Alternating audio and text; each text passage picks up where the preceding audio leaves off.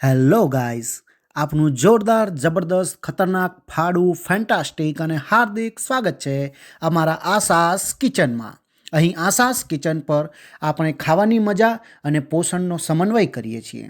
દરેક વાનગી તમને માત્ર સ્વાદમાં જ મજા નહીં આપે, પરંતુ સ્વસ્થ પણ રાખશે. આજે આપણે લઈને આવ્યા છીએ સોયા વડીઓની સબ્જીની રેસીપી. આવી સ્વાદિષ્ટ, ટેસ્ટી, લઝીઝ, સુમધુર, લોકપ્રિય, મજેદાર અને રસપ્રદ વાનગીઓના અવનવા વિડીયો જલ્દીથી જોવા માટે અમારી ચેનલને જરૂરથી સબસ્ક્રાઈબ કરો. આ છે આપણા સરસ મજાના ઇન્ગ્રેડિયન્ટ અને જલ્દીથી તમારી લિસ્ટમાં એડ કરી લો અને સંભાળીને રાખો. ચાલો તો ભાઈ બેન, ગેસના દીવા બાળીશું અને કઢાઈ માતાને મૂકશું ને એની અંદર 3 ગ્લાસ પાણી નાખો. એકદમ પ્રેમથી હો ભાઈ, જાણે પાણીને પણ તમારા મમ્મી જેવો પ્રેમ મળે છે. પાણીમાં 1 ચમચી મીઠું નાખો. લાફા પડાય એવું નહીં ભાઈ, હળવેથી. મીઠું નાખતી વેળાએ થોડી લાગણી રાખજો, કારણ કે મીઠાશ જીવનમાં પણ હોવી જરૂરી છે. અને હવે પાણીને કાયદો ભંગ કરાવજો અને એને ઉકળવા દો અને જોરથી કહો, જય પાણીબાઈ. હવે એક બાઉલ ભરીને સોયા વડી લો. બાઉલ નાનું ન લઈ લેવું, નહીં તો વડી કોચે કહ્યું હશે, મારે બફાવાનું છે કે ડાયટ પર જવાનું છે. આ સોહામણા ઉકળતા પાણીમાં એ વડીઓને પધરાવો. જેમ બરફના કાંટા વચ્ચે થોડી ગરમી મળી હોય એમ વડી પણ ખુશ થઈ જશે. હવે એ બફાય ત્યાર સુધી રાહ જોવી છે. પણ હા, સોયા વડીને બફાવાનું છે, તમારું ધીરજ નથી બફાવવું ભાઈ.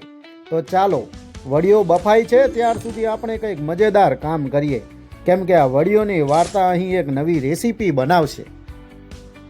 હવે તો રમઝટ છે ભાઈઓ અને બહેનો. એક ડીશમાં લસણ, લીલું મરચું, ડુંગળી અને ટામેટાને ભેગા કરો અને એમનો એક પરિવાર બનાવી દો.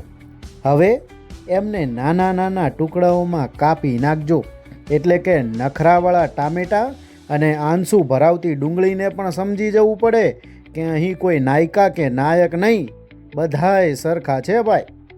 બધા ભેગા કરીને કાપશો એટલે એવું લાગશે કે આ ઘરનું યુનિટી ઇન ડાયવર્સિટી છે. હવે રડવું બંધ કરો અને પેસ્ટ માટે તૈયાર થાવ.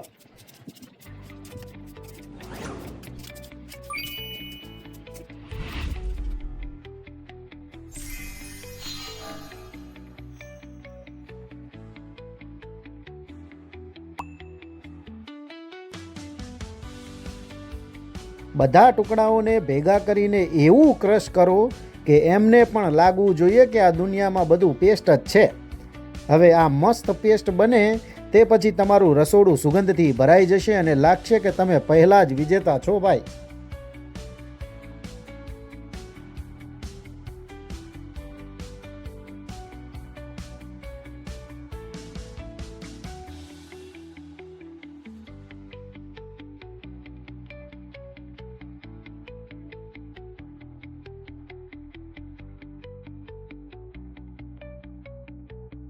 હવે આ સોયાબીનની વડીઓ બફાઈ ગઈ છે. તેમાંથી વધારાનું પાણી દૂર કરો અને એને ડ્રાય કરી દો. ચાલો ભાઈઓ અને બહેનો, હવે તો રસોઈનો જલસો શરૂ થવાનો છે. ગેસ ચાલુ કરો અને એની પર કઢાઈ મૂકો. કઢાઈ એવી હોવી જોઈએ કે દેખાતા જ લાગણી થઈ જાય. હા ભાઈ, હવે તો કંઈક તોફાની બનવાનું છે. આ કઢાઈમાં તેલ ઢોળો. તેવડું કે તમારા પાડોશી મહેમાન આવી જાય અને કહે કે આ રસોડાની સુગંધ તો અમારા ઘર સુધી આવી રહી છે. જ્યારે તેલ ગરમ થવાનું શરૂ કરે, તેલ પણ કહેશે, મને જોવા માટે સ્નેપચેટ ફિલ્ટર નથી લગાવવું, હું જ મારો ઓરિજિનલ ગ્લો લાવું છું. હવે રાઈ, જીરું અને મેથીનું બેડું બાંધો અને તેલમાં નાખો. સાંભળો, એને પોપકોર્ન જેવો અવાજ કરે તો સમજજો કે બધું સાચી દિશામાં જઈ રહ્યું છે. પછી એકદમ ડ્રામેટિક એન્ટ્રી હિંગની કરાવો. એ પણ કહેશે કે લો લો, હું બધું પરફેક્ટ બનાવું છું. જ્યારે તેલ એકદમ એક્શન મૂડમાં હોય ત્યારે ડુંગળી અને લસણની પેસ્ટ ઉમેરો. લસણ તો બોલી ગયું હશે, હવે મારી વારી છે હીરો બનવાની. હલાવો આ પેસ્ટને ભાઈ, પ્રેમથી હલાવો.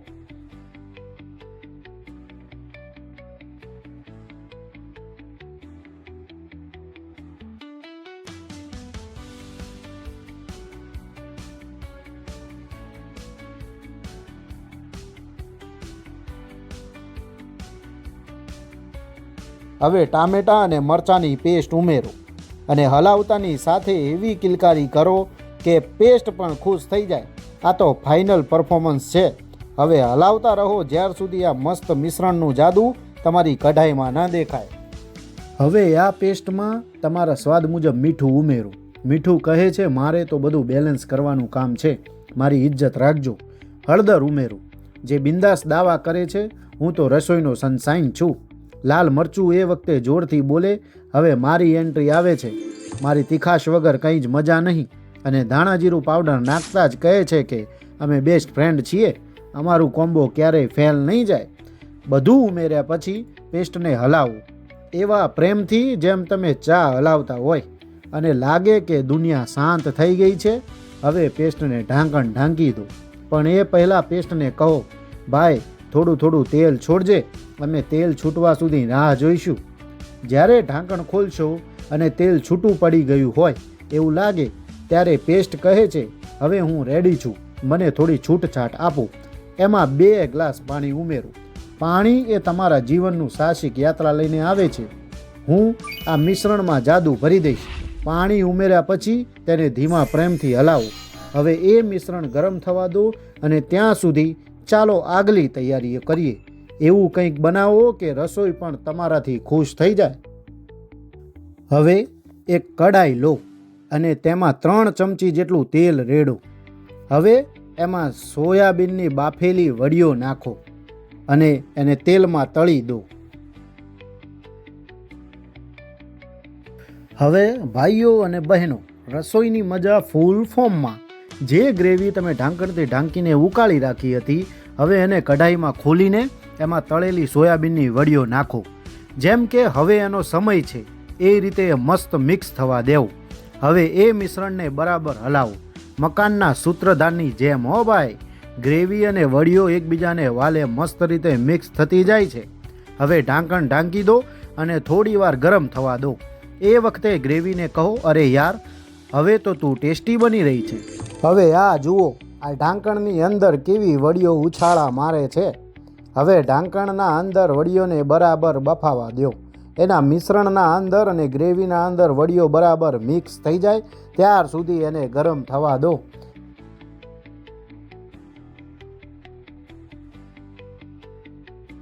જે સમયે આ ગ્રેવી અને વડીઓ એકદમ સરસ મજાના મિશ્રણ થઈ જાય ત્યારે તેમાં તાજા ધાણા નાખો. ધાણા પણ બોલે હું તો આ બધું મસાલેદાર કરવા આવ્યો છું. થોડી વાર ગરમ થવા દો અને હવે તમારું સ્વાદિષ્ટ ભોજન સજ્જ છે. હવે તો આ રહી તમારી મસ્ત મજાની સ્વાદથી ભરપૂર સોયા વડીઓની સબ્જી. આ સ્વાદનો એકદમ બિગ અને બાઉન્ડલેસ મોમેન્ટ છે જ્યાં મજાઓના જલસા કંઈક અલગ જ હોય. તો હવે એવી જ મસ્ત નવી નવી વાનગીઓ અને ચટપટી રેસીપી જોઈને રસોડામાં મસ્તી મચાવી હોય તો અમારી ચેનલને સબસ્ક્રાઈબ કરો. આમ છતાં જો તમે વિચારો છો કે હવે વધારે મસ્ત રસોઈ કેવી રીતે કરવી તો આ ચેનલને ગુમાવશો નહીં અને જલ્દીથી અમારી ચેનલને સબસ્ક્રાઈબ કરો અને સૌ સરસ મજાની નવી રેસીપી જોઈને તમારી રસોઈનો જાદુ વાસ્તવિક બનાવો. ચાલો તમારા રસોડામાં ચમક લાવવા અને મસ્ત મજાની વાતો સાથે નવી વ્યાખ્યાઓ માણવા માટે રાહ જોશું. આભાર, આભાર અને આભાર.